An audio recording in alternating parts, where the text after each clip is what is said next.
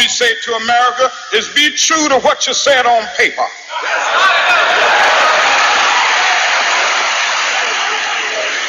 And so just as I say we aren't going to let any dogs or water hoses turn us around, we aren't going to let any injunction turn us around.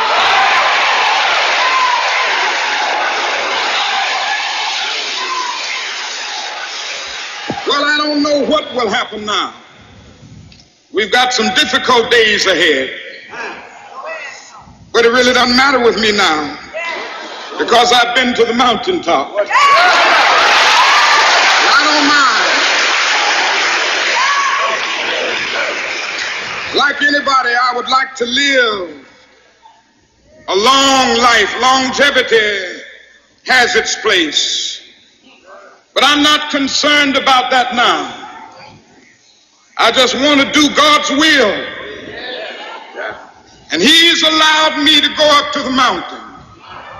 And I've looked over and I've seen the promised land. I may not get there with you, but I want you to know tonight that we as a people will get to the promised land.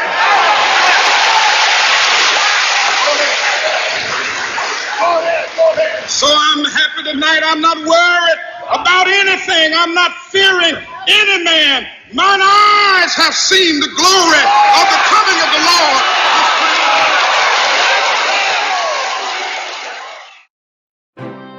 Live from downtown Detroit, it's No BS News Hour with my main man, Cuomo Unchained.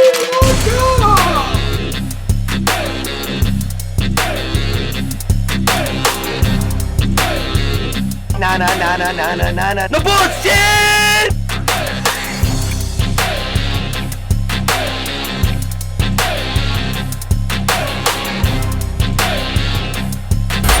This is just it, breaking news.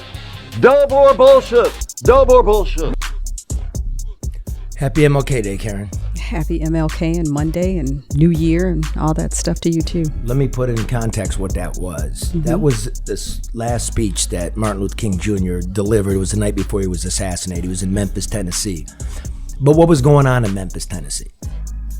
There was a garbage strike. Mm-hmm. 2 sanitation workers in Memphis had been crushed to death. The wages were low. The conditions were horrible. And if you know, in the prior year, Dr. King started the Poor People's Campaign.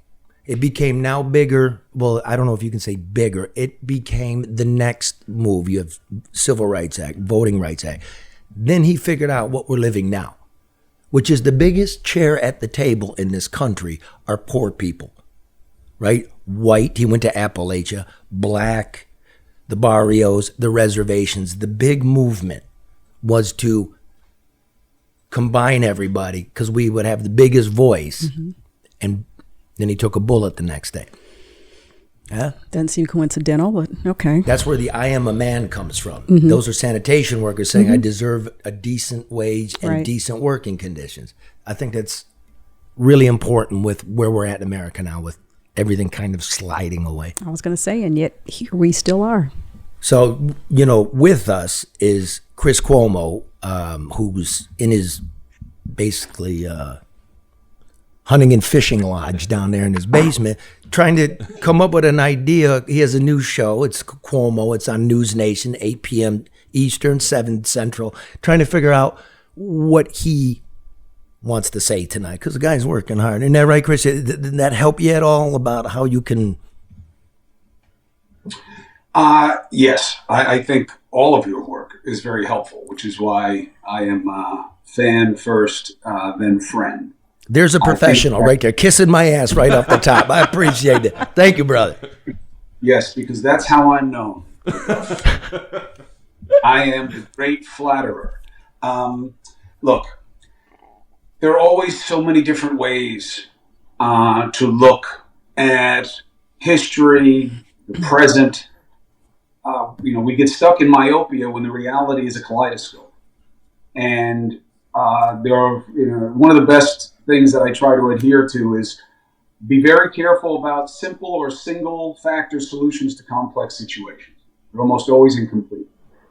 And in dealing with race, let alone class, let alone nation, these are such heavy, complicated things, which is why we've always relied on the genius of simplicity. Jesus' message fundamentally was love mercy.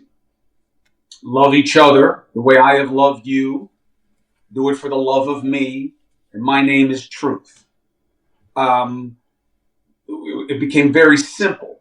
So on a day like today, you got to weed through so much stuff to get to what matters.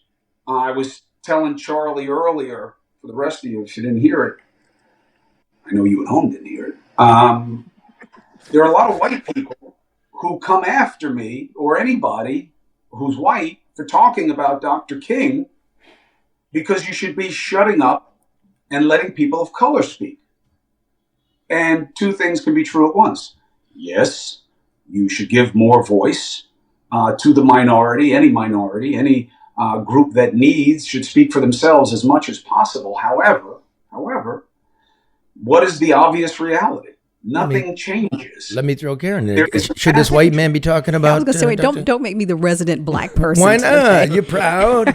Say it loud. But this is the thing, though. I think, first of all, the conversation about the issue of race and social and economic inequality is something that should not be relegated to 1 or 2 days a year or 1 month a year. That's the first thing, because then it becomes, what is it, Charlie, that I always say, that things are, that have no substance. Performative. Exactly. And so, all these conversations and marches and people wearing T-shirts and all that stuff, what does it mean when the next day you can't look a person who doesn't look like you in the eye?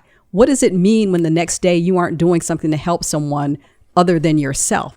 So I don't care about the conversation. I care about the commitment, and I care about the action 365 days a year. Bingo. Now, if before we get into it, Chris, you just don't get those two without the conversation. And I understand. And the conversation culture is proof of that. And the conversation has to take place. And I think everybody is entitled to that conversation. And I think the conversation has to be candid. It has to be honest, respectful, and it has to be substantive and results oriented. We can't just have conversation for the sake of filling time. All right, let me say this. Simplicity, living it, your history, who you are, what you did, they're all very complicated things. But I want to lead with this, Chris. I hope you'll watch it before we get into you, what you're doing, where you've been, where you're going. This is a story I did for Fox. It's about my family. It's about our history, our legacy, where we come from. And I'm really disappointed because, with the consolidation of media, the whole archive of what I did for them is blown out. You can't even find this under any Fox banner. So I dug it up. It's really important to me and about the things we're talking about and the history and the future. And this is me finding out some things about my family's racial history. And let's play. Please watch it, Chris, and all of you watch it. As a white kid growing up in the suburbs, there was a lot I wasn't taught about the city. The short version of what I was taught goes something like this. In 1967, the blacks went crazy and burned down the greatest city in America, and we whites were forced to leave. The adults never said why. I left Michigan as a young man and returned a middle-aged reporter, and that story didn't make sense anymore. So I traced my own people's journey north. We weren't Cajuns like I'd been told. We're Creoles, Louisiana people who'd been born black, but lived in Detroit as white. Why? I went to my grandfather's birthplace on the banks of the Mississippi. His cousins still live there. Good morning, how you doing? Just fine. Really great to meet you. It's a pleasure. Fantastic to meet you. A lot of so-called mulattoes, or whatever they called us, they moved away. They were really like a class within two classes. One was white, one was black, and here you are, a little of each, This one didn't want you around. That one didn't want you around. Great-grandpa Henri LeDuff was the illiterate son of a sharecropper. No picture of him exists, but he was said to be light-skinned, born to this man, Donache LeDuff. Henry would take Inez Porcher as his wife. She was from a well-to-do Creole family. When Henri went north to seek his fortune in Detroit's factories, she stayed here, in Baton Rouge, with her two sons, my grandfather Roy and his brother Earl. The census lists them as mulattoes. Back in the 1920s, folks like Henry LeDuff, who wanted to be a part of the American dream and move on up north, would have come to this place. This was the depot of the Texas and Pacific Railroad and new roads, and those tracks led north. So this was, his car would have been segregated. It would have been. He would have got in the colored car. Exactly. Even though he was as fair as you and I, probably. If you had just a portion of black blood, I think it was 1/64th, and you were 63, 64th, you were still considered black. When he got up north, he could register on the census as a white man, and no one knew. When Henri LeDuff got off the train, he decided to pass for white and call himself Henry. He took a room in a white woman's boarding house on Detroit's east side, telling the census man his mother was from Paris and spoke only French. Henry escaped the segregated Jim Crow South for the North, where every man was supposedly equal.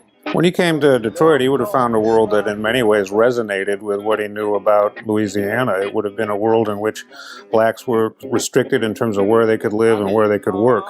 The jobs that were available were the ones that employers deemed suitable replacement for the immigrant workforce, the worst jobs, the dirtiest jobs, the most unhealthy jobs. Between 1910 and 1930, 1 million people moved to Detroit.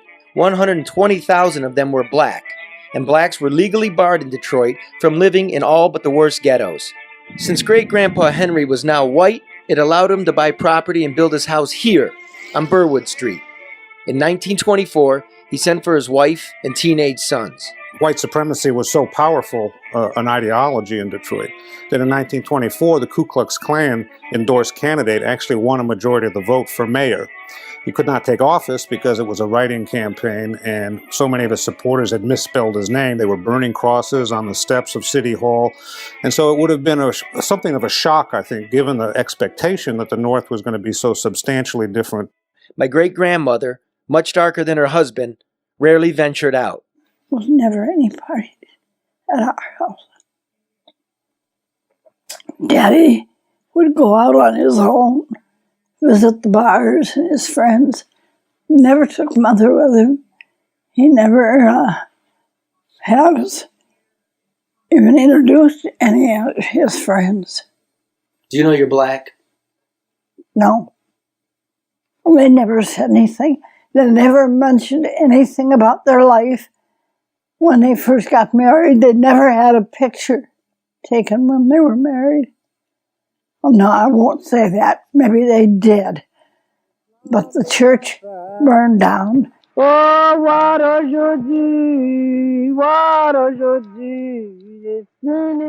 But that church still stands on the banks of the Mississippi.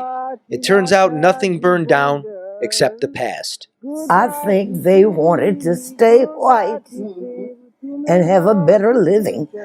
Someone told me somewhere, sometime, that their children were doctors. In 1930, my great-grandparents and their 3 children were designated on the census as W. After 2 centuries, we LeDuffs were miraculously scrubbed white. With the end of World War II, the city was now 1.8 million people, 300,000 of them black. Restrictive mortgages still forbade selling or renting to blacks. The federal government even paid for this, a racial Berlin Wall along the same street my great-grandfather built his home, to keep the blacks out. Around that time, my cousin Jerry's family came up from Louisiana. They came as blacks. It's like living up south instead of down south. It's the same thing. You know, you're faced with the same problems, not to the same degree, but they were still there. The Jim Crow era happened here. There's places all over Detroit, you know, right in the city of Detroit, that black person couldn't live. Great-grandpa Henry LeDuff passed on in 1951, joining his wife. That same year, his son, my grandfather Roy, met Betsy Steele, a waitress. They danced at the Vanity Ballroom on the east side of the city. She called herself white, which was half true. She was also a Chippewa Indian. This is where my grandparents met. It couldn't have been a Monday night because that was black night only because they didn't want people mixing. Nobody knew that they were both mixed. They came up with somebody like me. Grandpa Roy brought 2 children from a previous marriage, including my father. Betsy brought 6 children, including my mother. Together they made 10. A white family with Priscilla curtains and crystal goblets in the house that great-grandpa Henry built. Later in life, my mother and father fell in love and married. You think Grandpa knew he was black? Your grandpa or my grandpa? My grandpa. Your grandpa. Yes.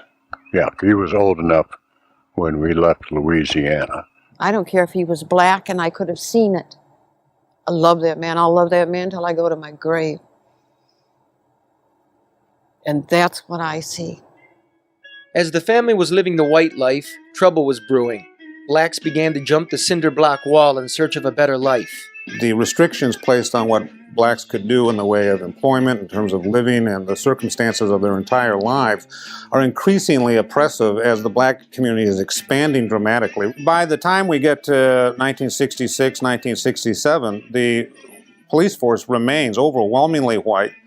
And in fact, the police commissioner later testified that his principal job was to persuade the white officers, who represented about 95% of the police force, that they did not have the constitutional right to beat African Americans when they took them into custody. And on July 23, 1967, white cops began knocking black heads at an after-hours party on Claremont Street. The Motor City's burning. Blacks won back, and the city burned for 5 days. It was, at the time, the most devastating riot in the history of America. Detroit has never recovered.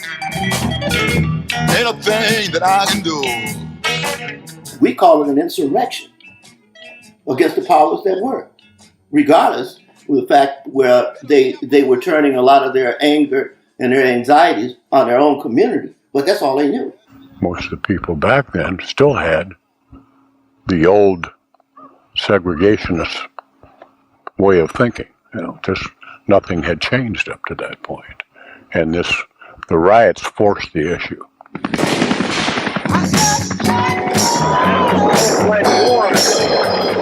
My father was working that hot Sunday evening. My mom and grandparents stood on the lawn of the house on Burwood Street and watched the city burn. Dad went out and bought a gun. He didn't own a gun. He didn't believe in hunting, or actually went out and bought a gun. And she wanted Dad to sell, and he just said he would hang on. And then I guess they had some heated discussions, and he told her, he said, how many can there be? And he was one of them. That's true. We've all been prejudiced. And I probably have been also. And here I was talking about myself. That's one gift he gave me.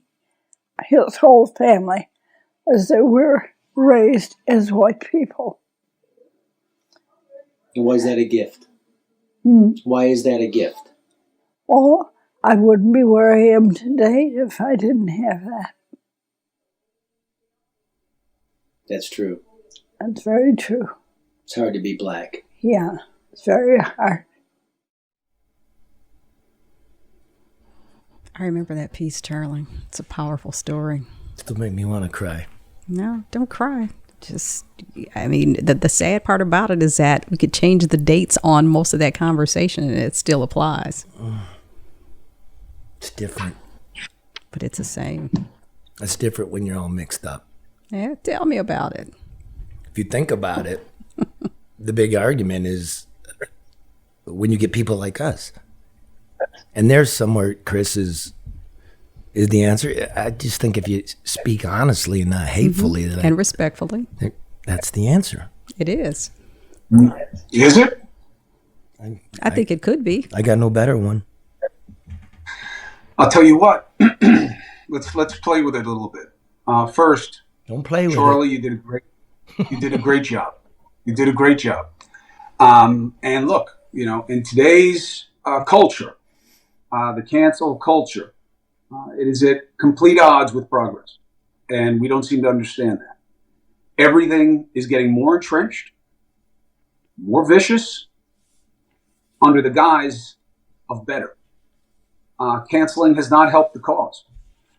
Policing language. Now that we have a generation of kids who say N-word, like N-word. They say N-word without any real understanding of why. Why are you so afraid? Why is that so disrespectful? Why is it different? And anytime there's any questioning of it in any way that seems to deflect from its importance, here comes the canceling. But what it has done is that piece is a portrait of America. There's so many people who are mixed. The future of this country is going to be a very tough telling of what you are, unless you buy into, at some point, actually just being a nation. So what is there are people what is who Dr. watch King that piece, saying? Charlie. What was he doing at the Well, end? we'll What get was to he doing? Dr. What was he doing at the end there? Look, we're not all created But hold equal. on, Charlie. I really hold on, think hold on. that We're not all created equal. I'll just say something for real. We're not all created equal. It's misunderstood, I think. But the great promise, as Dr. King said at the beginning, is what you wrote down, that everybody has the right to an equal opportunity. And we just haven't gotten there. Well, but you got to remember too, Charlie, black people initially were considered property. So for people that look at that as a constitutional obligation, that still leaves out black people because, well, you weren't considered human. So you could argue that point and people say, well, it didn't include you in the first place. Can't be denied. it's also type versus talent. Type versus talent. We are not all born with equal talent. That's true.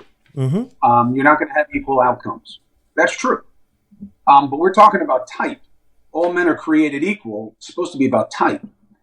And there are people who would listen to this conversation, especially if it's excerpted the right way, and say, whoa, man, are these people just so woke and missing it. I would so rather be black today. I will get things given to me. I'll get an advantage getting into school. Anybody who wants a job going against me is going to lose, and I don't have to be as good. I can anchor a TV show, and as long as I'm black, I check that box. I'm in good shape, boy. Is that what you see? Yeah, I disagree. Is that, is that what you see, Chris? Of course you're going to disagree. I'm just telling you what white people say when you're not around. Oh, thank you. My kids can't get into school. My kids can't get into school. My kid's an A student. My kid's captain of this and captain of that and 4-H this and national security that. And they can't get in because it's all diversity. White kids are screwed because the pendulum is swinging back way too far and the majority is being forgotten. And if you don't think that this is real, then you've got a real problem explaining the power of Trump, the power of the lamest recognition as a symbol of this that gets elected, Marjorie Taylor Greene. How do you explain? And if you write it off as racism, you do nothing to deepen the understanding or to improve the situation. I know. Do you think there's truth to that sentiment? I think there must be, if you look at truth as what is true to them. And you'll say, well, no, that's not truth. 2 + 2 is 4. That's truth. Truth is always true. All right. You're oversimplifying humanity and society. But do you think personally that there's truth to what that segment of the population feels? I think it's perspective. I think that correction, inclusion, change has to have a net effect of less people who were given advantage getting advantage. That is the necessary objective requirement of change. If everybody who looks like LeDuff was given an advantage over people who are browner than LeDuff, then at some point there's got to be less people like LeDuff so that there can be more people who are browner than LeDuff. Well, then you see what the gift. And there was pushback on black friends of mine. What do you mean a gift? I go, but the gift is my family telling the truth. My great auntie telling the truth. Yeah, it's way harder to be black. But at the same time, You see what we come from. Like, you look at me, I go, what advantage? My dad wasn't governor. My dad not rich. You know what I mean? We grew up single mom, 5 kids. It was a fucking brawl. What advantage? What privilege? But I guess, Charlie, the thing about that is, and I do agree, and I think that is the what Chris said. Oh, now you're agreeing with Chris. Well, yeah, I do. I mean, that people do feel that way, and I do think that fueled the whole, Trump thing, and people are like, hey, our country is turning, the complexion of our country is changing, and we've got to protect it. I do agree with that, but is it more difficult? I mean, we had this conversation, Chris talked about cancel culture when, a group of people came after me for saying something. And the first thing people see, which is why Black people were treated as property, is the color of your skin. So that's always, are people being rude or are people being racist? I mean, that is the very first identifier. So that's always a reason for whether it's inclusion, exclusion, judgmental behavior, or perspectives. I mean, it's something you can't hide. I mean, nobody knew that you were broke or you're a single parent. They look at you and they see you as a white guy. They could see how you dress. Oh no, you're gonna know a high class Black person and a lower class white person for real. Who's looking down on whom? This part, like I'm telling you again, what Dr. King, who lives this, starts doing. What he actually starts doing. If you want change, everybody must be involved in it. Can't be hectoring each other. I agree. Huh? That's the part that's missed by the left. The left is the one that's getting that wrong. And that's my point. And again. Oh, no longer CNN Chris is like the left now. Oh, the left. No, listen. And look, this is easy, okay? I will take on my record at CNN at how I covered this and everything else any day for any amount of money. That's good because I have it written right here. Good. Especially if they're in the media, because the argument is easy for me to win. The problem with our media is it doesn't matter how bad I beat your ass on the facts. You'll just write whatever you want anyway. Go on social media, find your tribe, and talk your shit. That's the problem in our media, is that it's not about what's demonstrable anymore. It's about what you want to be said. All right, that's fine. That's fine. We got plenty of problems. But you said, is it rude or racist? Right there, you are closing off any chance at a coalition. Because you have all these people who are white in America, as far as they know, who will say, no, I'm not rude, I'm not racist. You're Black, okay? And that's what you are, and I'm white. Doesn't come with a judgment, but of course that's what I see first. I'm not going to see the content of your character first. That's not how we work. And the only way we get to a better place, and now here's another problem with the left. No, I'm not going to ameliorate the stupid and the bigoted. Sorry, Chris. You want to take it easy on them for liking Trump, and I'm not, because he's a bigot and they're stupid to be doing that. Okay, you win. You win. You win. If we're at Harvard, you win. Okay? You win.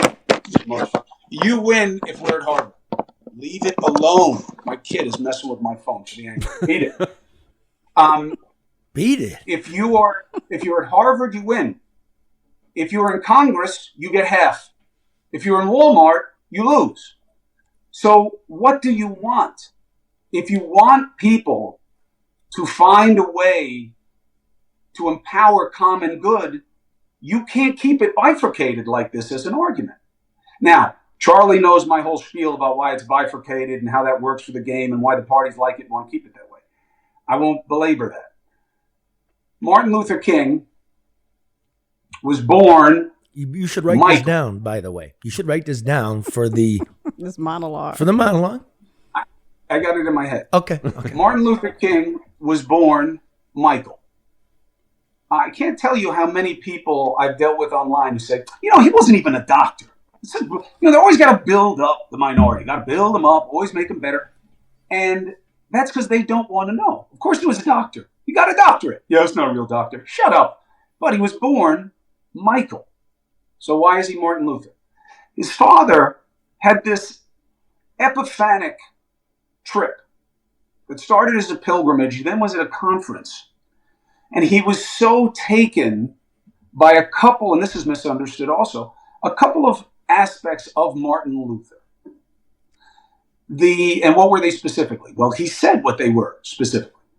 So it wasn't Catholics suck, because a lot of Catholics have tried to do that to Dr. King and to the Abyssinian Church, which is, they're just anti-Catholic, ungrateful. It's not what it was. And it's not about the Protestant Reformation. Martin Luther believed in the power of the individual and the responsibility of the individual to themselves. Dr. King's father was enamored of this idea and thought it was so powerful to remove the individual from an institution. Don't be looking for we. Stick with me. And that is very resonant in Dr. King Jr.'s language and his messaging. So the father changed his name to Martin Luther and his son's name. And they'll say some of his deepest family still called him Mike until the day he died, which, by the way, he was only 38. Amazing what a monumental contribution Dr. King Jr. made. And so at 38, I was lucky if I was paying my own bills. This guy changed our society in terms of what our ideals should be for generations to come. So what is the point of this? To show that I Googled something? No. Well, I was wondering. There is symbolism. Dr. Martin Luther King Jr.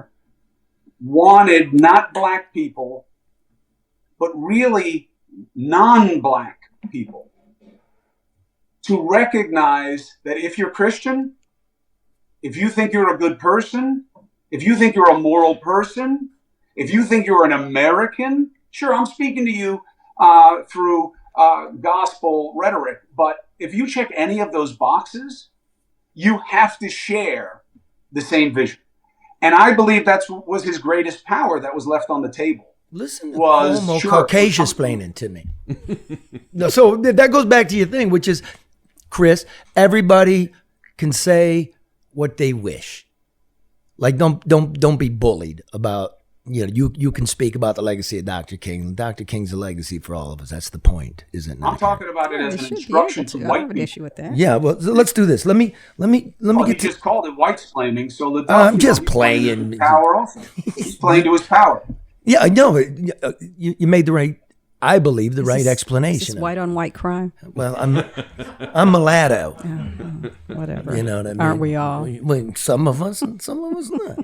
No, I told Charlie this joke. My father's last joke my father told before he lost his ability to be himself was he saw something written up about me being number one at CNN because of white privilege. And he went like this: hot damn, we made it. Because he had always been written off as the swarthy ethnic, the hot-blooded Italian, Mercurial Mario, Mafiosa Mario. And Fredo, yeah, all that shit. Right, because you know what? When the New York Times was cleaning out their physical archives called the morgue, the old newspaper clippings, right? And they digitized them all. They were throwing them away. I have it in my files somewhere. It was buried in the paper, Chris, 28, maybe 1923. And it's just buried in there. It's a crime story. And the headline is, Italian Kills Man. Yeah. So that's like the history of the country. I'm a man. The Puerto Ricans, the Dominicans, the newcomers now, right? Yep. That's get in line. That's this country, though, Charlie. It sure I mean, is. that is this country. It's always us versus them, everybody. I mean, whether... But you can't identify it. You can't identify as that anymore, though. If LeDuff wants to play, it's a little different with that name, but let's say it was McDuff, okay? If he wanted to play to how his grandparents or probably great-grandparents took a beat down here from the English and the other Protestants, not anymore. Now you're white, shut up. Yeah. Much more recent for me, right? I'm second generation in this country. My grandfather didn't speak English. He dug ditches because that's all he could do. Next generation had one good job. My father, right?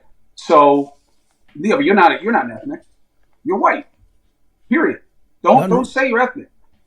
Don't say you identify as that. Don't do that. Nothing You're gonna wrong with get it. beat up But by a bunch of white people. if you're of Irish descent, you go to Ireland, they tell you get the fuck out of here. You're not Irish. You're American. You're white. Let me. Let's get to what Chris Cuomo's doing, where he's been, where he's going. We're gonna do Luke first, or you want me to do the reads? We can do Luke. Yeah. Oh, go ahead. Roll that. Mm-hmm. This message of uplift is brought to you by business and personal wealth advisor Luke Nowacki, who reminds you that what does it profit a man to gain the whole world but never enter the kingdom of God? But while you're waiting, Nowacki wants you to remember that overreaction is not a sound financial strategy. So call Luke Nowacki at 248-663-4748 for sound financial advice.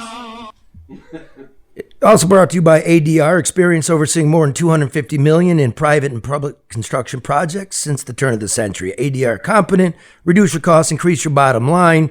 ADR save clients millions. ADR consultants are experts in procurement and government compliance and information technology. ADR, honest, ethical, smart.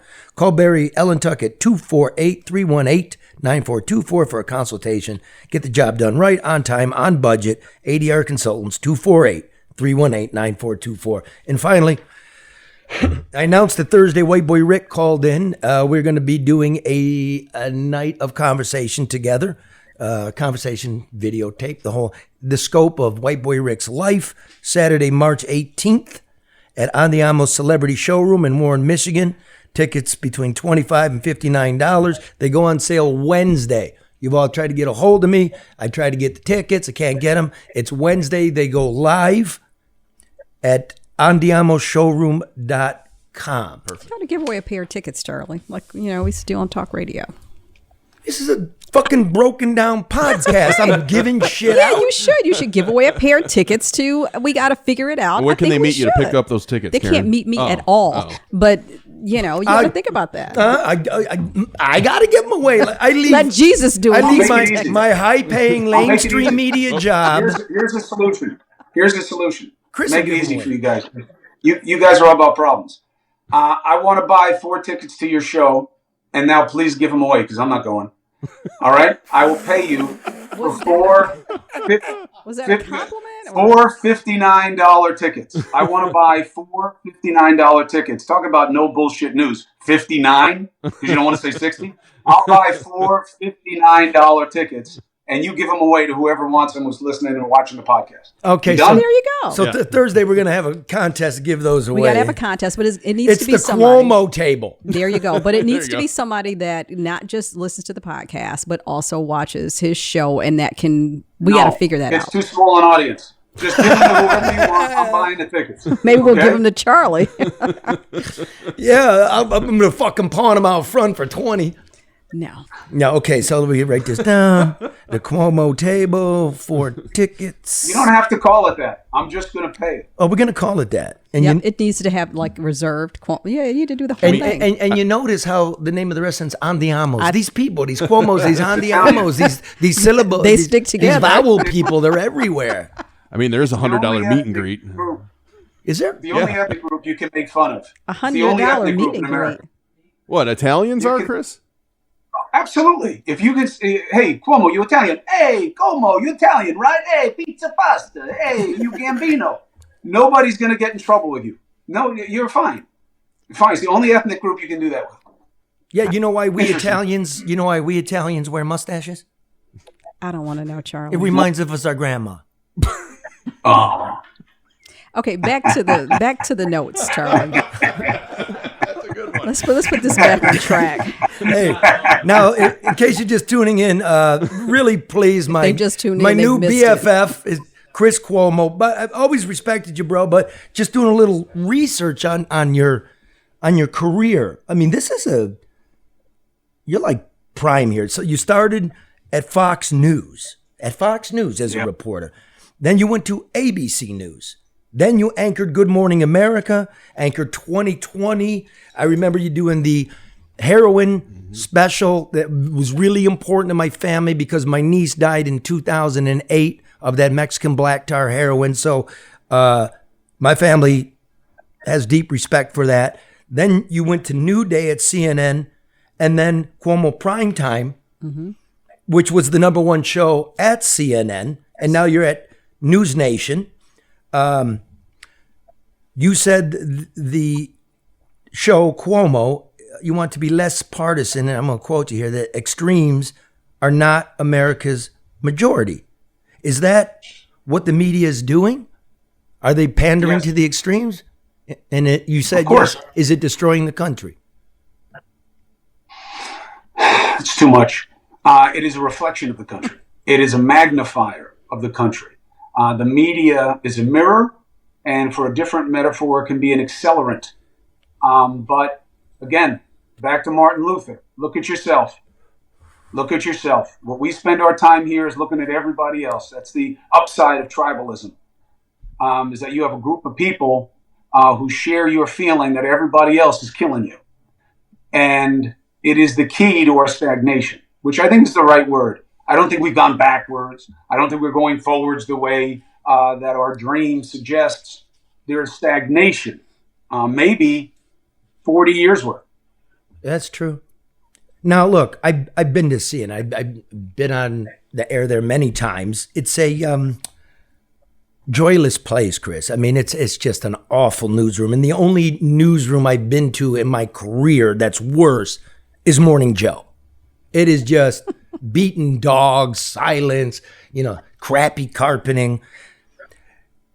When you were at CNN, because you can hear Cuomo now, did they put you in a partisan box? Did Zucker put you in the partisan box to pander to the silo?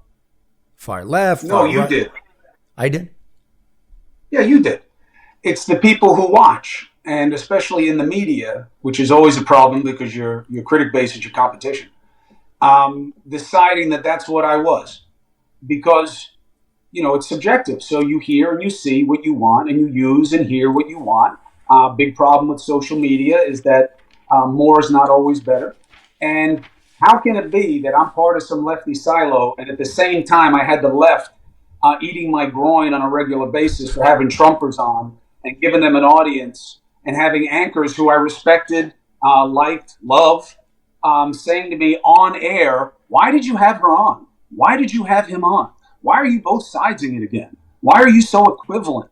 And I would always joke back, I know that some people in the audience will understand this or believe what you're saying. I'm the least equivalent human being you will meet. That is silly to say that about me, but it's what serves. But I disagree with your assessment of CNN for two reasons. One was Zucker.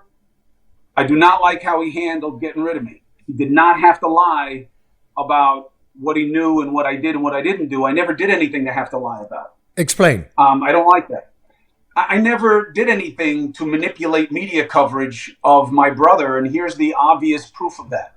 Find me the journalists who say I worked them for my brother's favor. What are they? Not coming out because they're my friends? Your own colleagues and friends over there. They piled on you pretty good, bro. Well, look, that I get what some of them did because of what they were told, Charlie. I'm not the blame game. Thus the silo. I'll never get out of it. I'll never get out of the rage if I want to live there. I'm not going to live there. I'm saying the media that writes Chris Cuomo, who was fired by CNN, for lying about helping his brother go after accusers and manipulate media coverage, that's a fucking lie, okay? I never manipulated anything, and the proof is, you think the media wouldn't come out and throw me under the bus if I had worked them or asked for a favor? Really? Then you know nothing about the media. And second, the people who did the job for my brother will come out in litigation and say, not only was he not part of what we believed was right to do vis-a-vis the people making accusations, but he would constantly get on our ass about what we were doing, so we would cut him out. So let's put that to the side. CNN is a lefty operation. Not in my experience. Jeff Zucker wanted it that way. Jeff Zucker, even though he handled me wrong, gave me the best opportunity in my TV career. I got to see it fair. CNN played to the left. CNN and all of the media played it to the left of Donald Trump, but you have to be fair. He was a complete aberration of all norms that our generation of journalism had ever dealt with. He lied with impunity. He lied when the truth was a better story. And he attacked social norms, morality, and decency in a way that we had never seen before and were almost forced to police. So don't hold out CNN. MSNBC did the same thing. ABC, CBS, NBC, they all did the same thing. They just weren't as aggressive.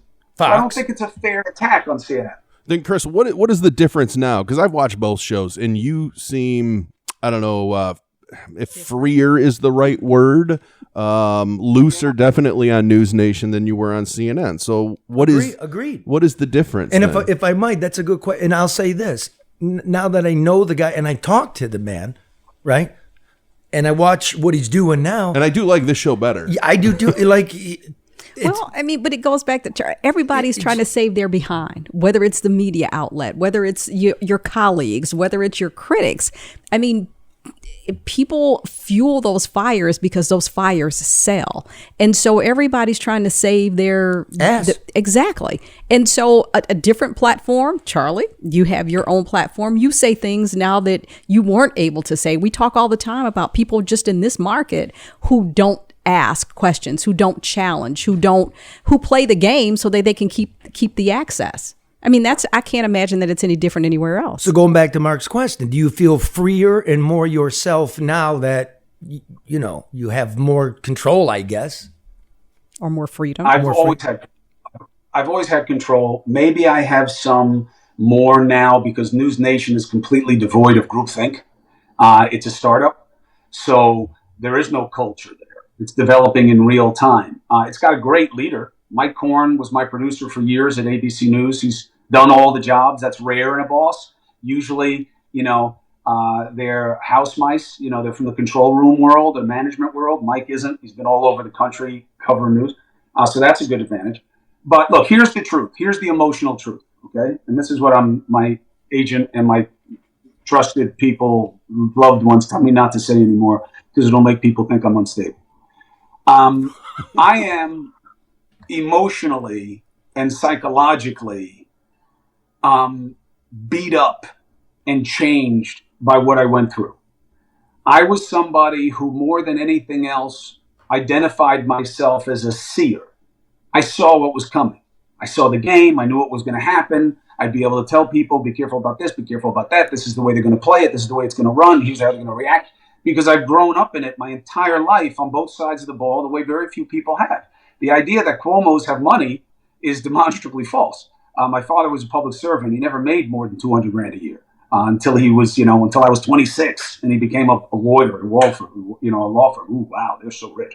Anyway, what we do have is a fortune in political perspective. I have been in the room where it happens, when there is no LeDuff, when there is no camera, about how they speak about the media, and what they do with the media, and how they do it with the media, and why they need to. And of course, I've been at the top of the food chain on the other side. I know exactly why we cover it. I know why we don't cover it. I know how we cover it. I know when we're going to cover it. And to get my ass kicked the way I did, when I thought I knew how to see it coming, was very destructive to my sense of self and hurt me. So I am a different person now. Do I do things differently at work? No. Not per se, not I'm going to do my job differently now. I am different. And I am coming from a place where I am so hunted and people make threats and accusations about me for money all the time now because they realize that if I'm back working, I can't fight anything. And they're right. So that I'm coming from a different place personally. So my show is different because I am different. Not that I was in some lefty silo. That is bullshit. Well, you were in a lefty silo. You're saying you weren't lefty. You said it's a lefty silo, but I don't think CNN was a lefty silo. I think that people on the right said that, and competitive media said that to reduce the impact that CNN was having. Oh, it's terrible. And that's okay. I even interviewed for CNN, and I was going to get a show, and it was all set, and we're in the room, and Vinny, he goes, all right, what do you think of CNN? What would you do to change it? And I go, what would I do to change it? I said, Don Lemon's a drip. He's got to go. Wolf Blitzer, he puts me to sleep. He's got to go. We walk out. The agent goes, what the fuck did you do? I said, I told the truth. Can't do that, Charlie. I told the fucking truth. No. You think that's why they didn't give you a show? No, because I'm a fucking nut, bro. But just like you, everywhere I went, everywhere I go, I'm number one. I'm just going, I worked for the New York Times. I'm no left-wing nut. I worked for Fox. I'm no right-wing nut. I'm a guy living, and I refuse to be told what the analysis going on in here, how that's going to change on your screen or in your newspaper. I refuse. There's always a penalty for that, Charlie. I refuse to do it. There's always a penalty for that. So now, that's Chris, that's why you're wearing overalls in your basement, brother. I got plumbing. This is the penthouse. I got plumbing to do after this, bro. Which is another thing, you know. Like I grew up as a working person, and you want to know how I take care of healthcare? I actually work with my hands part of the week, so this doesn't become too esoteric and highfalutin. I want to keep it back to where it belongs, which is informing my people. That's all. Now, having said that, what's very important, and you advised your brother, and everybody can Google it, whether, you know, Chris is saying go hit accusers or not. You defended your brother. Doesn't matter what my position in life is, I will always help my brother, and I will always tell my brother the truth of what I think he needs to do. That's what you did, Chris. Yeah, but that's not what I got in trouble for. That's not what I got in trouble for. Go on. You're being too easy on me. I was going to get that. Well, go ahead. You just take too long. Go ahead. Hit me with it already. Would you do that again? Yeah. Would you advise him in front of scummy political people? Would you send emails? Yes. The only thing, one of my great regrets is that I don't know how I could have avoided this. The one argument that I came up with was I should have taken a leave. They say at CNN I was asked to take a leave. Of course I wasn't. If I was asked to take a leave, I would have had to take a leave. Okay? Zucker was a real boss. Okay? But what would have happened if I took a leave? Would I not have been accused of these things? No, I think I would have. And they would have said he can't come back. So I think I would have wound up in the same place functionally. It just wouldn't have been as big a surprise to me because I probably would have been more aware of the resistance. At the end of the day, they didn't attack me because I helped my brother. That is too favorable an assessment. It's how I helped my brother that people are getting wrong, and they're using it for high ground because they know they lose on the proposition that you just brought up, Charlie. I've only had one person say, I wouldn't help my brother in that situation, and it was Kara Swisher. And then I wound up having a dialogue with her brother. I was like, damn, I feel for you, brother. And he invited me to their their Christmas Eve 7 Fishes thing that he does. He's a good cook, apparently, and he's a really nice guy in my dealings with him. But that's the only person I ever had say, yeah, I wouldn't have helped my brother because it would have affected my journalism. Okay, we were raised different. I feel differently. But it wasn't about my attachment to my family. That's absolute. It's about how I did it that people criticize me for. They just don't have the facts right, but I'll fix that. Let me go to your brother for a second, okay? Here's my thought on it. Knowing the New York media, your brother was held up, and most of them are liberal, right? And it was Trump versus Andrew Cuomo, and who's the better, COVID, the emergency. Your brother was held up and not really questioned by the liberal East Coast media. When it starts to come out that the nursing home count is being fudged, whether your brother knew it or not. I mean, you could I'm not even going to make that argument. When they found out it wasn't true, the fact that they all had gone along with it, not done their jobs and questioned the state bureaucracy, not the governor, but the state bureaucracy, they got caught with their pants down and they were humiliated. It was a scandal. But since they couldn't attack themselves, they went with the hashtag #MeToo, you're a bore. Would you agree with that? That the attack on your brother comes not from his alleged boorish behavior with underlings and women, but the fact that the media got it wrong in the first place? Well, I think it's all of it. I mean, the media is not in the business of saying it did something wrong. It does use negativity as a proxy for insight. But that's why corrections are these little bitty things in an outlet, and the headline is this big honking thing. Because they don't want to take the beating because the rest of the media will jump on the person who apologizes, who says they got it wrong, because everybody's trying to gain advantage because your competition is your critic base. Andrew is an nursing home scandal, which is not what people believe it to be, from my understanding, which is pretty deep. But he did not handle it well, and his team didn't handle it well, and they let it fester, and they let a narrative be developed that then would hang them, and it did. So it was that, and the allegations, and the fact that he's a Democrat. You put an R after his name instead of a D, he's still governor in all likelihood. Not in New York, because it's hard to win as a Republican, obviously. But it was complicated. It's complex. It's not just one thing. Did the media have to go after him because they got it wrong? Well, maybe, but they had plenty of reason to go after him. Now, did they dig up the reasons? Did they help orchestrate the reasons? Yes, but that's not a value judgment. It doesn't mean that they're false allegations. And I know people will say that's a weird thing to say, talking about your brother's allegations. No, I'm saying that just because I and the media find more victims or more accusers doesn't mean that they're fake. So I think it's complicated. And I think Andrew played on a team or plays on a team that has rules. And he violated the rule. Because remember the rule, Charlie. The rule isn't don't do this. It's don't be accused of this. And he was accused multiple times of what you cannot survive in that party. Look at Al Franken. I still don't know. Who did he ever touch? Who did he ever even try to touch? But he's out. Why? That's the rule in the party. And people can say due process and there's no crime. That's naive. It's naive. You know, this is about, we've been doing this in America since we started America, which is, this is the court of public opinion and people hanging you for gossip. And that's what it is. And that's why Andrew lost. And I saw it happening very, very early. He and his people didn't see it. And I understand that because they were living it and I'm in the media. So I knew this was never going to end well. Nobody wanted to hear any defense. It was over. It was just a question of when.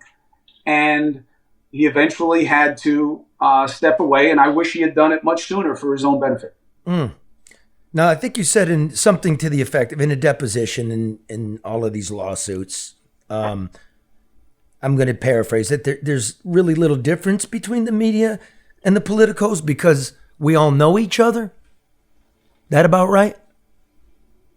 I don't remember saying that, but the idea that a lot of people in the media give advice and suggestions to people in politics is a duh. It's not a once in a while. It's not a one-off. I mean, you know, Charlie, anybody who says differently has never covered politics and is not relevant. That's important because you're a big player in this country and the very smart, regular working people that listen to this program know that, but for you to say it is important to them. Charlie, you've never had a politician who you were talking to say, I mean, is this working? You know, I mean, do you think this is the right way for me to do it? I mean, you know, why am I, what did I do wrong here? And you were like, I'll tell you what you did wrong. You should have done this and you shouldn't have done that. And if you'd done that, they wouldn't be kicking your ass this way. Now, come on, you've had that conversation. They want to hire me and Karen, and you walk around your backyard like this could be a really interesting opportunity, and then you got to check yourself and say, that's not who I'm serving. Right, but it does happen, Charlie, having been in politics and having been on that side, it does happen. Those conversations happen. Mm-hmm. Now, the context in which they happen and whether or not, how far that goes, I mean, that's the danger of people in those positions hanging out with people in the media. You know, remember, we used to, come on, Karen, let's go. No, we aren't going to be friends. You're going to do your job and I'm going to do my job, and we're going to walk that line of respect. But Chris is right. It happens all the time. But I find the way you describe and the way that you conducted yourself to be rare. But I wasn't doing it. It's all a Black Widow thing where everybody's trying to seduce each other. Yep. And I wasn't doing it. I was not, because that way there's no appearance of impropriety. There's no, hey, I know Karen's hanging out with this person. Nope, Karen's not hanging out. So we don't even have that gray area. So, but it does happen. Just so Chris knows, Karen. That is very rare. There's the kid. But it's doable. I mean, it's doable. That was what he did. You can blame it on your kid. So we've all been on that side. Yeah. We've all been on that side of things, you know. And I want to get to the final point, but I just want to bring this up. We were talking before the show, Karen, and about Chris, and here's the deal with me. No, it was you, Mark. Mm-hmm. I'm gonna be me. Mm-hmm. And I don't care what that contract says, or, you know, you work in such a thing and you have some public presence. You know, Chris, I was joking about Fredo, but I want to say this. When a bunch of fucking punks decide they're going to surround me and they're going to browbeat me and harass me and stick cameras in my fucking face and call me names, I might threaten to push you down the stairs. Oh, you know what? I might get in a brawl in Patty's Day. You can Google it, dude. You know what I mean? But you're not allowed to fuck with me just because I have a job. Mm-hmm. So I found it attractive. Intriguing. You know what they didn't report? What? I show up on my boat. It's a water restaurant. My wife is inside with her friends. They were supposed to meet me at the boat, but of course nobody does what I want. So I got to anchor the boat. I got to walk into the water, into the restaurant to get them so I can get out of there. Okay? It's a shishi restaurant in this place called Shelter Island. Not really my scene. But my wife is actually popular and people love her, so she can go to these places. So I am going inside to get her. I walk up the stairs, and my 9-year-old has greeted me. At the time, she was 9. Now she's going to be 13 in a couple weeks. And she says, "Oh, we're upstairs. Come upstairs." She leads me up the stairs. I see these guys stop her on the way up, which is not unusual. People talk to her all the time. She's a funny kid. She's a chatty kid. And I see her kind of looking at them a little quizzically, and she leaves. I walk up, and one of these 3 assholes says, "Hey, Fredo, will you take a picture?" And I look at him. I said, "What'd you call me?" And he's like, "What? What? Isn't that your name?" I said, "I don't know. Is your name Bitch? Is that your name?" And there's 3 of them, and I see him size up a little bit. And as you guys don't know, I have spent more time studying how to fight in self-defense than most people have spent in school. And this is all I know. This is all I do. I see scenarios all over all the time. And here's what was unfair to me. They called me Fredo to my 9-year-old daughter. And all the media was told that. And none of them reported it. I wonder why. Because it takes the sting out of me being a bully. Because I'll give you an immutable truth. You find me a woman or a man who will say differently than this. "Oh yeah, you can stop my kid," who's a kid, okay? They're not 30. "You can stop my 9-year-old and call me an insult to them, to my child, and I'll be cool." Yeah, go ahead, tell me that's you. You're full of shit if you say that's you. Mm-hmm. Because they matter most to us. And that's why I was hot. And the fact that I did not put hands on those guys is a triumph. And what I was told, because I'm the one who told CNN about what happened, I said, "This is what happened. These guys came at me. We got in the thing. The guy pulled out the camera. I was like, "I'm glad you got the camera out. I want people to hear this. 3 guys. You said you were going to beat my ass. You touched me." I said, "Don't touch me again." That was a warning. I didn't even have to give him. As soon as he touched me, I could have used this and changed how he looked for the rest of his life. And I didn't. And it was mature. And it was the right response. I was told by my bosses, and they weren't wrong, if you had touched them, we would have had to fire you. You tell my 9-year-old I'm Fredo, which is insulting to me. Sorry. Sorry, it is. It's insulting to Italians to be called that. And I don't care what stupid Fugazi Italian says. "No, it isn't." Probably doesn't even speak the language. He probably thinks that The Godfather is a good thing for Italians. And it's so insulting. I don't care what that it's insulting when your brother's the governor and you're doing CNN. You know what I mean? There is the Michael Fredo. It's insulting, period. It's an Italian epithet. Everybody knows it. But that's not the point. The point is, I got done dirty for 2 reasons. One, the media had a chance to take me down, and we love taking down bold-faced names, especially in the media, because our competition is our critic base. So it's great for them to take you down. I get it.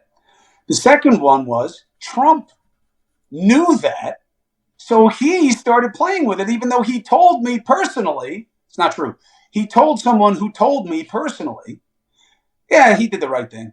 Yeah, I would have slapped the shit out of those guys. But he said, oh, we're supposed to be the angry ones. We're the violent ones. Look at this guy. And then he started calling me Fredo. So the media amplified his attacks.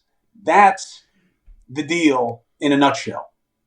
And that's what happened. Have I been called Fredo since? Yeah, but not in person. You know, I am not somebody, I'm not, you know, the expression, I'm not the guy. I am not, you know, a pretend fake guy. It's something that I work on a real basis to control how I feel. I have so much anger. I have so much rage about what I've lived through, but it's mostly self-directed. So I don't have a problem with Zucker. I'm going to litigate that. I don't hate CNN. I love CNN. I think it's the best news organization in the world. I wish them well. They were good to me.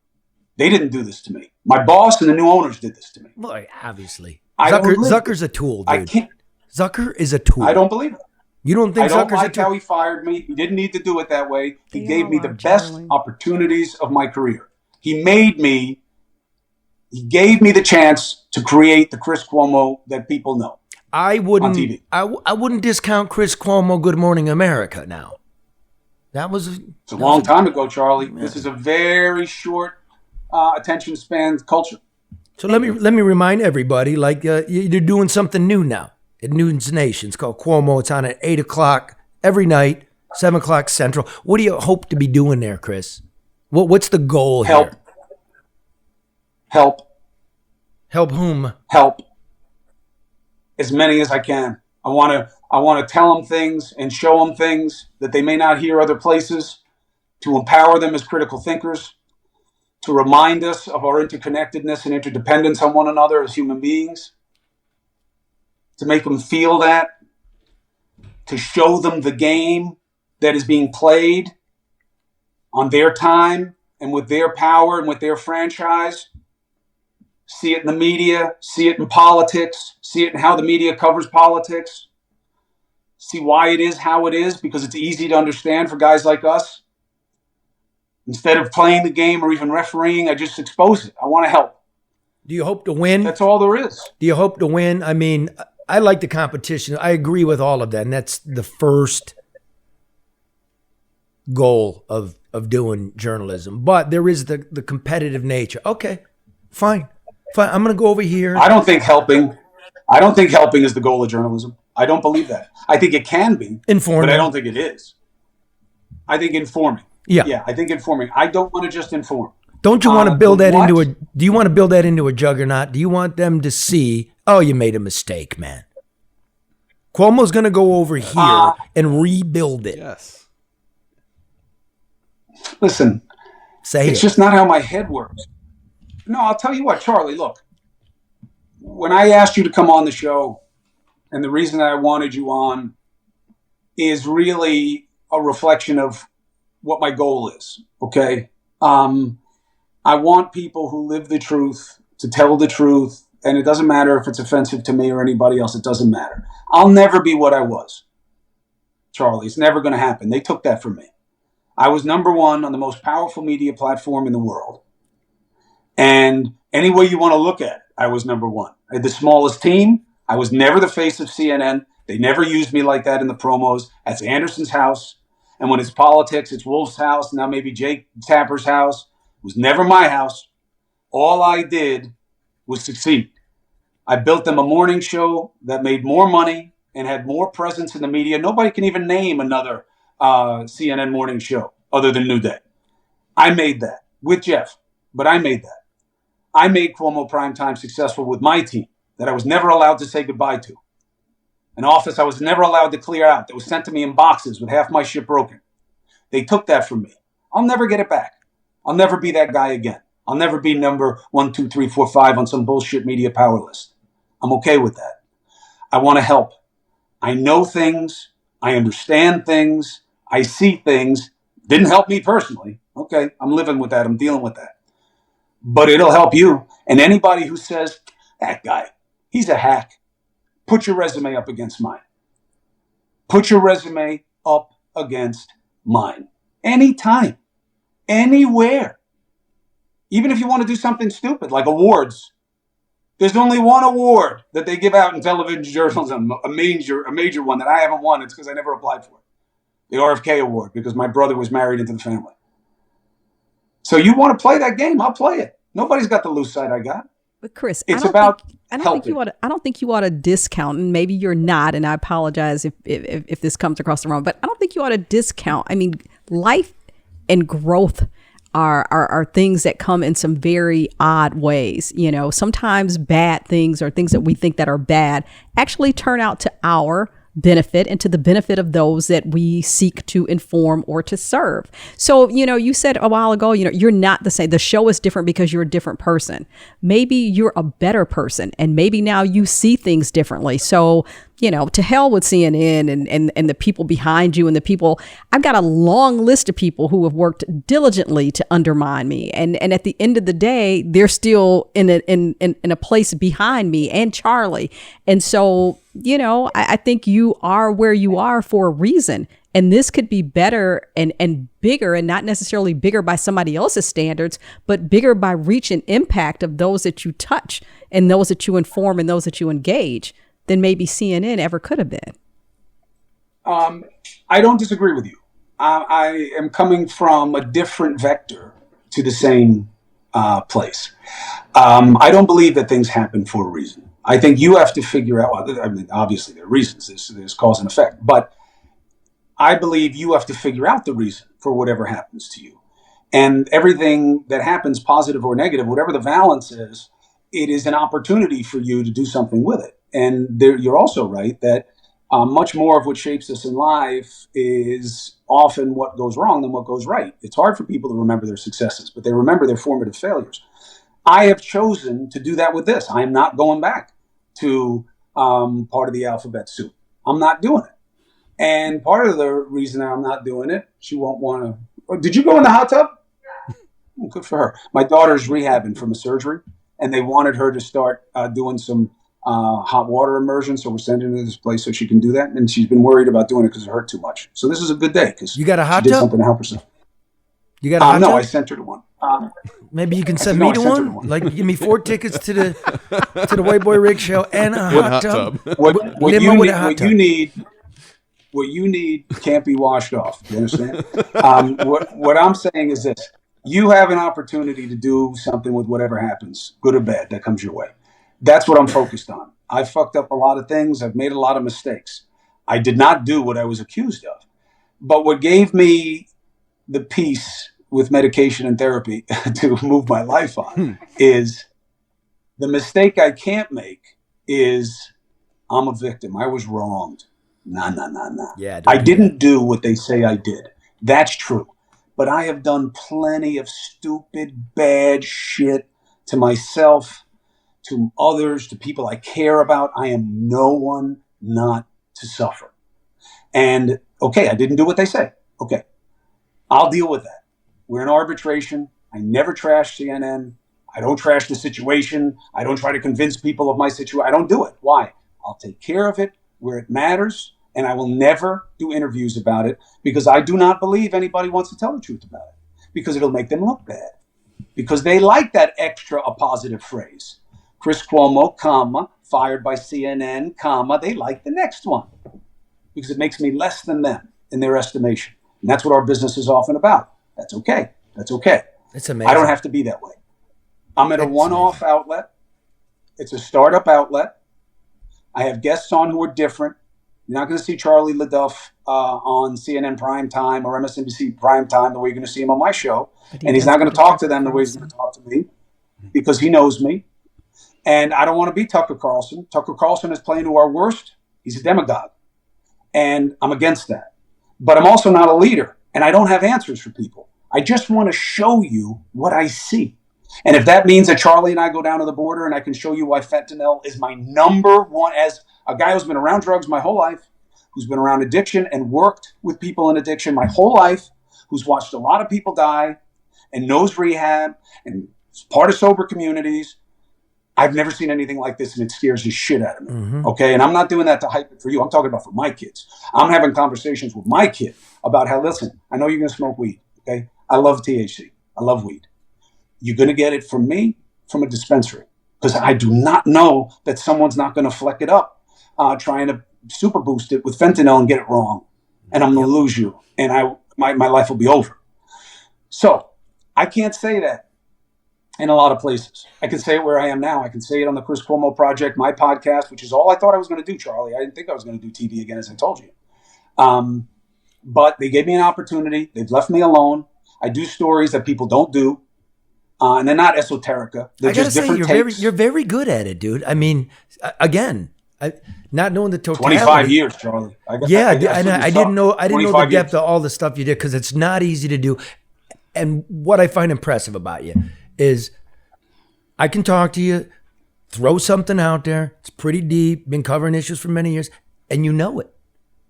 Like, I don't really have a lot of respect for the cable Ken and broadcast Barbie, because there's not a lot there. So have I said that to you, Mark? Like, Absolutely, this guy's actually really impressive when you speak to him. So, well, he seems like, Chris, you seem like a guy you can disagree with, and you'll listen and realize that, we all come from different perspectives, right? Different lives. I'm also wrong a lot. I'm also just wrong a lot. I mean, the reason that I love talking to O'Reilly is the guy's never been wrong in his life. And he'll say to me, you can't be wrong. They'll kill you. You can't back off what it is. You got to stick with it. And that's what Trump thinks. And you know what? They're right for the game. But I don't know a lot of things.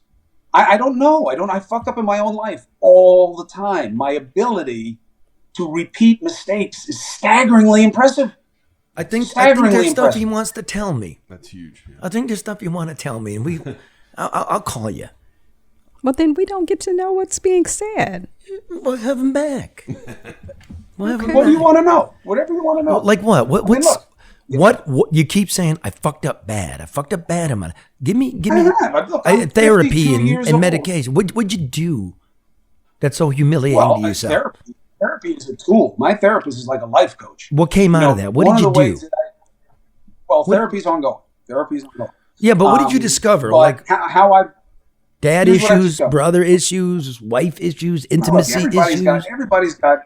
Everybody's got all that shit. I It's know, about but if we can hear how a little you bit of yours, it's going to personally- make us feel a little bit better I know, and a little more because you know superior. why? It'll help people. Because you were in the. No, it won't help people, but it will help you, because that's part of being a reporter animal, is you like to pull out things that, people aren't used to hearing. I get it. I'm okay with that. There's no shame in my game. But I never pull my cock out at Patty's Day. That's a lie. Okay. Good to know. Just say. See, I gave you one. You give me one. Well, you gave me something that didn't happen, which is a little different. Anyway, But my the anger got idea the best that of me. The anger issue, bro, from childhood. 4 brothers. look, we all have it. 3 dads. We all have. Dr. Phil now. Why not? No, listen, I just had Dr. Phil on the podcast, and we all have these things. It's about how you decide to process and use them. My traumas are not impressive. Well, give me They one. are formative. I'll judge. And ignoring them, Give me one trauma. One, just one, Chris. I gave you one. Yeah, I'll give you one. All right. I'll give you one that is instructive. Okay. Okay. And there have been many. I'm 52. I fucked up as a parent. I fucked up as a spouse. I fucked up as a friend. I fucked up as a sibling. I mean, you live, you lose, and you got to learn from it. Taking a kid out of Queens whose identity was, I'm another Italian Catholic kid from Queens. Played sports, was okay, got better as I got older, but was blessed with a lot of diversity. Okay. So growing up in Queens, most of the guys on my teams, were Black, Latino, Puerto Rican, Korean, Haitian, whatever it was. But there was a lot of colors of Benetton going on, as we used to call them. And many of us were united by Catholicism, but not all. There were Jews and stuff also. Not a lot of Muslims, not yet. But then I got plucked, no notice, 12 going on 13, formative age. And my father all of a sudden went from, I had no idea what he did for a living. No idea. To all of a sudden he's like the man, and I'm living in a mansion. Archie Bunker one day, Benson the next day. And you're in a mansion. I don't know anybody. A couple of my Puerto Rican brothers decided I thought I was somebody special after my father won. So I was like fighting a lot, and I got in trouble. So now I'm in a military day school in Albany, in a mansion, Oh, that really sucks. Yeah, it did suck. I didn't know anybody.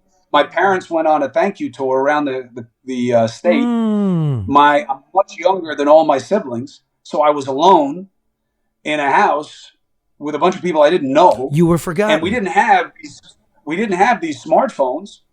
I couldn't get in touch with anybody back home. Nobody ever answered their freaking phone.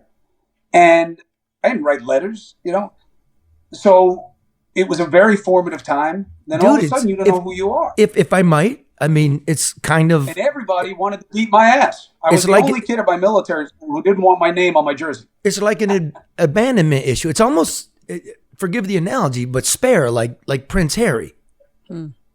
Right? Like, all right, everybody. I was the man, Charlie. I was the blue-eyed boy. I was the good-looking one. I was no Harry, all right? And I knew who my daddy was. And your mom didn't, jet around, doing guys on yachts and stuff. But I hear you. But my father I get used to joke, 5 for 5, Charlie. He's got 5 kids. He used to joke, 5 for 5. Your fascination with sex is what makes you weak. That's what he used to say to me. And my mother would be next to him, and she'd be like this, he's not wrong. That's how old school where I came from was, okay? Old school. All right, bro. Well, There's look. no place to go. Here's what. Listen, I've been thinking about the border. I got something for you. I'm gonna get a hold of you and let you know what I'm thinking, what I found out. All right. And I have a tentative timeline as of last night that will be confirmed today. So I'll talk to you about the piece that I got to do, and then I am open. I mean, look, even that, Charlie. Sometimes in newspapers, sometimes in print, no TV anchor shares shine with anybody. It doesn't happen. You're always told things over the years, as a correspondent, keep the intro short. Part of the intro we gave to fill in the blank so he or she can say that they know, and they steal your shit and they leave you with your only answer is, well, that's right, Charlie, you have it right, and that's why. And then you get your little tag and you get out and they own the emotive nature of it. Then they do a guest where they can pretend that they did your reporting. I want you to come and I want you to own, to eat what you kill, and I'll give you my platform so that people can be helped by the perspective. I don't give a shit what it means for me. I don't care how big News Nation gets. If they pay me what I need to be paid, that's any I don't need to be on the media list. I was there, it didn't make me happy, and nobody gave a shit anyway. I won the awards, it didn't make me happy, and nobody gave a shit anyway. Anyway you slice it, I was the number one guy at CNN. Anyway, pick your metric. Nobody made the money, for the network. So what did that do for me? I still got shit canned. I'm still miserable. I'm still spiraling. I still have to deal in this vortex of accusations and threats and people who say things about me that I did and I said that I never did, I never said. I can't defend myself. So none of that changes any of that. So what do I really want? I want better. Well, how do I do that? I take care of myself. I try to live going forward. I try to get my head out of my ass about the past, which is really hard for me. Really hard for me. I could write an essay on it. I can tell it to other people, but I always say, I don't have the answers. I'm not a guru. I'm telling you what I've read, what I've tried to put into practice, and what I keep failing at. So maybe you'll be able to do better for yourself. Because I'm okay saying that I take antidepressants. They help me. I'm 52 years old. You tell me I can take something that's going to help me keep on muscle and keep my reaction speed up. So when LeDuff gets loud and when you're sitting in some Mexican bar, I can fucking give you a kick back, just quick ping with my head. He falls down, I run out, we're good. I got a hard head, I'll take motherfucker, and I can take a punch. That's good. That's good. That's good. I'm not going to punch you. I'm going to hit you in your throat, Charlie. You see, I'm not here to fight you. I'm here to put you on your ass. There's a difference. So, better strike clean, motherfucker. You got one shot. No, I don't want a shot. I want a hug and a kiss because I love you and I love what you do and I love what you're about, Charlie. I look up to you because of how you do the work. And I mean that. That's no bullshit. I appreciate 52, I don't need heroes. You're really good at what you do and I love having you in my life and I appreciate the opportunity. Equally, man. And all right, so I don't have the jet set life. Romance. Hey, I told you, man. I told you.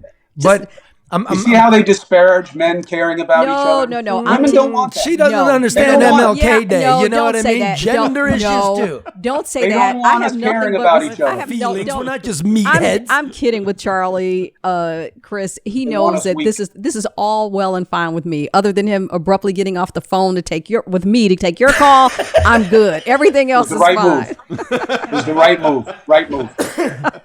All right, having said that, thank you, brother, for the honesty and your time, and I'll get a hold of you. You as well, Karen, and everybody out there. Try to love one another. Consider the day. See you Thursday.